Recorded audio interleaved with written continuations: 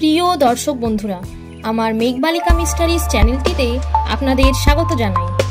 আজ আমার এই ভিডিওর মাধ্যমে বিশ্বের কিছু সেরা বাছাই করা বিল্ডিং দেখাবো, যা হয়তো আপনারা এর আগে কখনো দেখেননি। মানবজাতি যে এমন অদ্ভুত ধরনের বিল্ডিং বানাতে পারে তা অবিশ্বাস্য। সভ্যতার অগ্রগতির সঙ্গে সঙ্গে মানুষ এতটাই উন্নতি করে ফেলেছে যে তারা তাদের হিউম্যান স্কিলসকে কাজে লাগিয়ে আকাশ ছোঁয়া অত্যাশ্চর্য কিছু বিল্ডিং বানিয়ে ফেলেছে। হ্যাঁ বন্ধুরা, আজ এমনই 5টি অদ্ভুত ধরনের বিল্ডিং আপনাদের দেখাতে চলেছি, যেগুলো দেখে আপনারা অবাক হবেন। তাই ভিডিওটি স্কিপ না করে সম্পূর্ণ দেখার অনুরোধ রইল। আর আমার চ্যানেলে যারা নতুন বন্ধুরা রয়েছেন তারা চ্যানেলটিকে সাবস্ক্রাইব করে পাশে থাকা বেল আইকনটি ক্লিক করবেন, যাতে করে আমার পরবর্তী ভিডিওর নোটিফিকেশন সবার আগে পৌঁছায় আপনাদের কাছে। আমার ভিডিওর মাধ্যমে দর্শক বন্ধুদের বিনোদন করাই হলো আমার কাজ, তাই ভিডিও ভালো লাগলে অবশ্যই একটি লাইক করবেন। আমি নিশ্চিত আমার এই ভিডিওটি দেখার পর আপনাদের মনে বেশ কিছু প্রশ্ন জেগে উঠবে, যে কিভাবে এই বিল্ডিংগুলি তৈরি করা হয়েছে, না জানি কতদিন সময় লেগেছে এগুলি তৈরি করতে, আদেও কি মানুষের দ্বারা এগুলি সম্ভব? এই সমস্ত প্রশ্নের উত্তর খুঁজে পাবেন আজকের আমার এই ভিডিওর মাধ্যমে। চলুন তাহলে আর কৌতূহল না বাড়িয়ে ভিডিওটি শুরু করি। প্রথমেই বলি ম্যারিনা বে স্যান্ডস স্কাই পার্ক বিল্ডিংটির সম্পর্কে। এই বিল্ডিংটি সিঙ্গাপুরের বিখ্যাত ম্যারিনা বে স্যান্ডস স্কাই পার্ক হোটেলের উপরে অবস্থিত একটি বিখ্যাত অবজারভেশন ডেক। এখান থেকে শহরের মনোমুগ্ধকর দৃশ্য দেখা যায়। এই বিল্ডিংটি পর্যটকদের জন্য একটি জনপ্রিয় আকর্ষণ। এই রিসর্টটিতে রয়েছে 1850 কক্ষের একটি হোটেল। স্যান্ডস এক্সপো ও কনভেনশন সেন্টারে 1,20,000 বর্গমিটার সভা এবং সম্মেলনের সুবিধা। 74,000 বর্গমিটার জুড়ে রয়েছে বিলাসবহুল শপিং মল, যার নাম রাখা হয়েছে দ্য শপস অ্যাট ম্যারিনা বে স্যান্ডস। এছাড়াও একটি আর্ট সায়েন্স জাদুঘর এবং একটি 2183 ধারণ ক্ষমতার থিয়েটারও রয়েছে। এক কথায় বলতে গেলে এই রিসর্টটিতে লাক্সারিয়াস ব্যাপার রয়েছে। সাধারণ মধ্যবিত্ত মানুষদের পক্ষে এই বিল্ডিংটিতে বিলাসবহুল জীবন উপভোগ করাটা খুবই খরচ সাপেক্ষ। এই কমপ্লেক্সটিতে 3টি টাওয়ার রয়েছে, যা 3,902 জন ধারণ ক্ষমতা সম্পন্ন। এই টাওয়ারগুলিকে সংযুক্ত করেছে 340 মিটার দীর্ঘ স্কাইওয়ে এবং 150 মিটার দীর্ঘ ইনফিনিটি সুইমিং পুল, যা বিশ্বের বৃহত্তম পাবলিক ক্যান্টিলিভার্ড প্ল্যাটফর্মের উপরে অবস্থিত। 20 হেক্টর আয়তনের এই রিসর্টটি মোশে সাফদি দ্বারা ডিজাইন করা হয়েছিল। এই বিল্ডিংটিতে 55 তলা বিশিষ্ট হোটেল টাওয়ার রয়েছে। এখানে যে আর্ট সায়েন্স মিউজিয়াম রয়েছে তা 3টি ব্লকের পাশে নির্মিত এবং এটি মূলত পদ্মফুলের আকৃতির মতো, যার মোট মেঝের আয়তন প্রায় 50,000 বর্গফুট।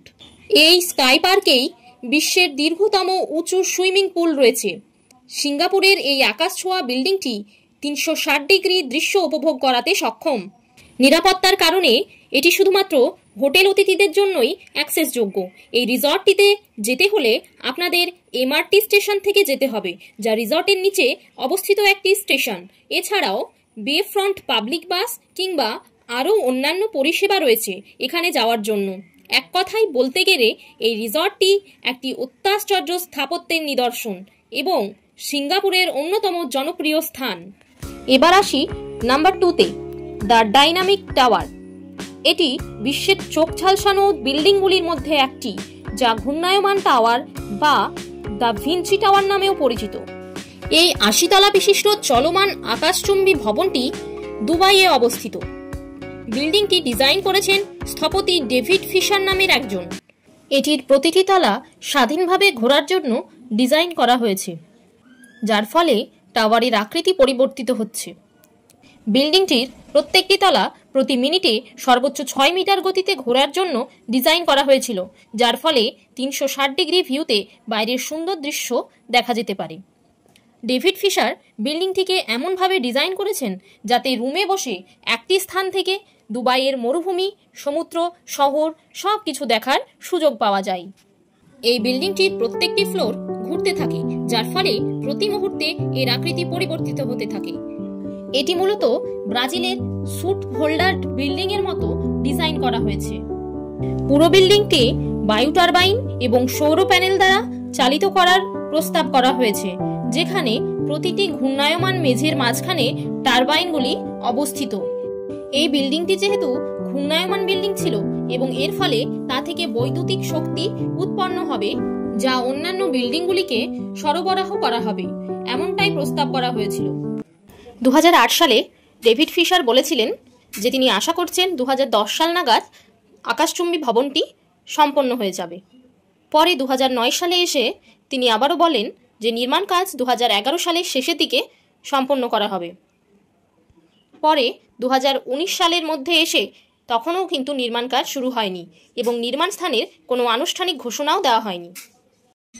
অর্থাৎ এই বিলাসবহুল অত্যাশ্চর্য বিল্ডিংটির ডিজাইন করা হয়েছিল ঠিকই, কিন্তু এটির নির্মাণ কার্য এখনো পর্যন্ত শুরু করা হয়নি। Number 3, Burj Khalifa. এই নামটির সঙ্গে আমরা কম বেশি সকলেই পরিচিত। এই বিল্ডিংটি দুবাইতে অবস্থিত একটি মেগাটল আকাশচুম্বী ভবন। এর মোট উচ্চতা 2722 ফুট বা আধা মাইলেরও বেশি হবে এবং ছাদের উচ্চতা 828 মিটার। এই বিল্ডিংটি বিশ্বের সবচেয়ে উঁচু কাঠামো।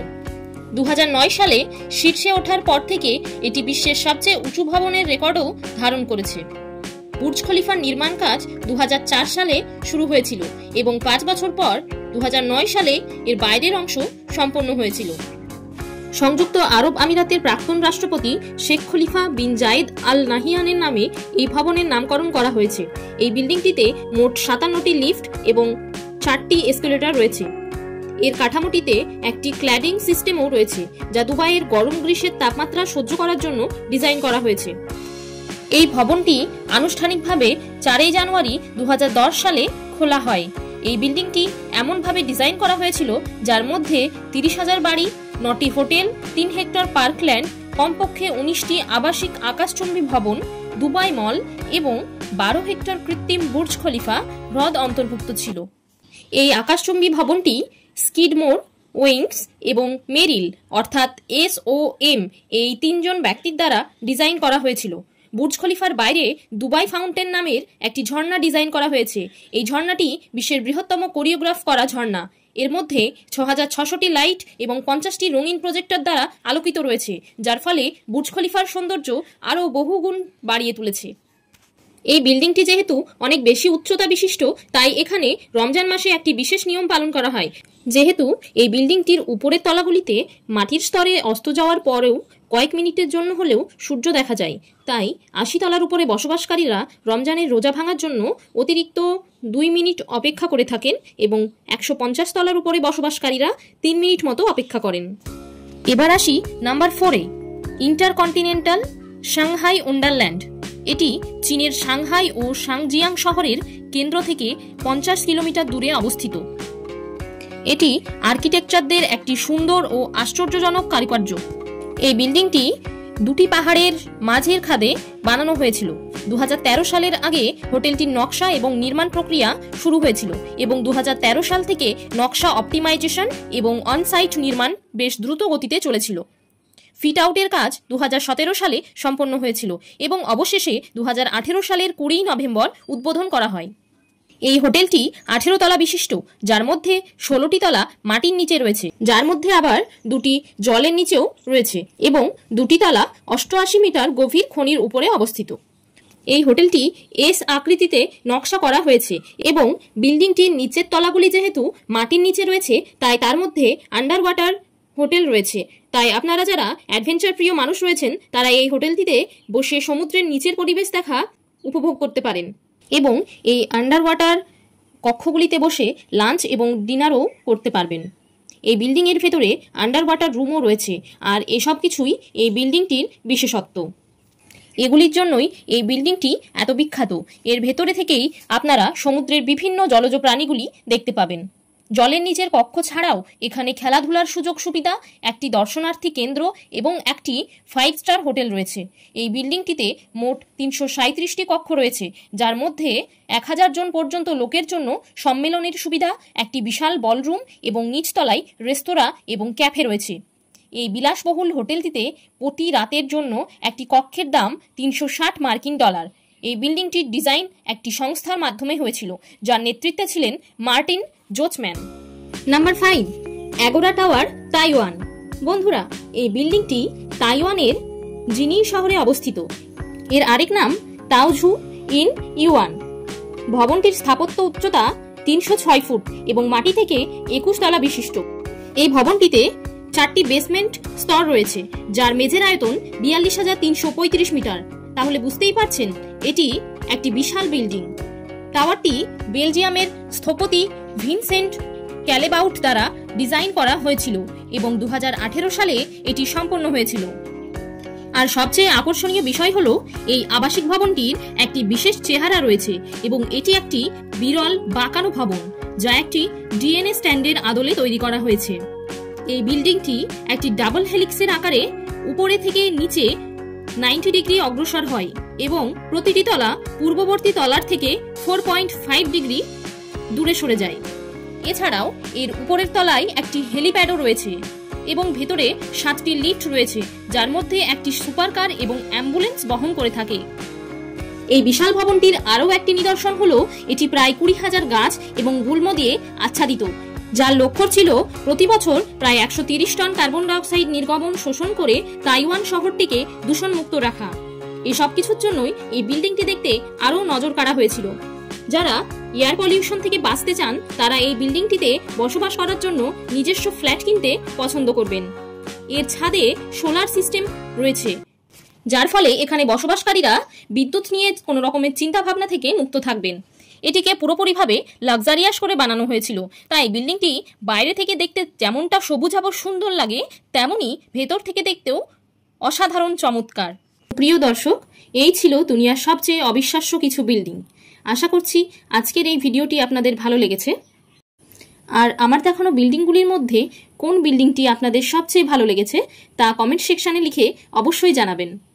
তাছাড়াও আজকের এই সম্পূর্ণ ভিডিওটি আপনাদের কেমন লেগেছে তা জানাতে ভুলবেন না। ভিডিওটি ভালো লাগলে লাইক, কমেন্ট এবং শেয়ার করবেন।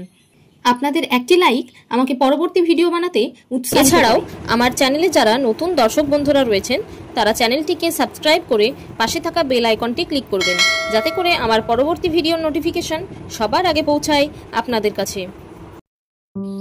আসছি আবার পরবর্তী ভিডিওতে নতুন কোনো চমৎকার বিষয় নিয়ে। সকলে ভালো থাকবেন, সুস্থ থাকবেন। ধন্যবাদ।